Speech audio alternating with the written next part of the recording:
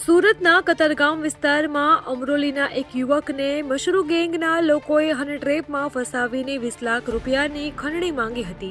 તો આ અંગે વિગતવાર વાત કરીએ તો 44 વર્ષીય એક વ્યક્તિ અસ્મિતા ભરવાડાના કોન્ટેક્ટમાં આવ્યા હતા, જે બાદ અસ્મિતાએ ફરિયાદી સાથે મિત્રતા કેળવી અને મીઠી વાતો કરી મળવાની ઈચ્છા વ્યક્ત કરી હતી અને કતારગામ વિસ્તારમાં લીંબાચીયા ફળિયા ખાતે આવેલા સ્વસ્તિક ફ્લેટમાં મળવા માટે બોલાવ્યા હતા. જે બાદ અસ્મિતાએ તે વ્યક્તિને રૂમમાં લઈ જઈ રૂમ બંધ કરી દીધો હતો. એટલામાં જ 3 યુવકો રૂમમાં ધસી જઈ પોલીસ તરીકેની ખોટી ઓળખ આપી હતી અને વિડીયો ઉતારવાનું શરૂ કર્યું હતું, તેમજ દુષ્કર્મનો ખોટો કેસ કરવાનું કહી 20 લાખની ખંડણી માંગી હતી. સાથે જ મારીને ગાળાગાળી પણ કરી હતી.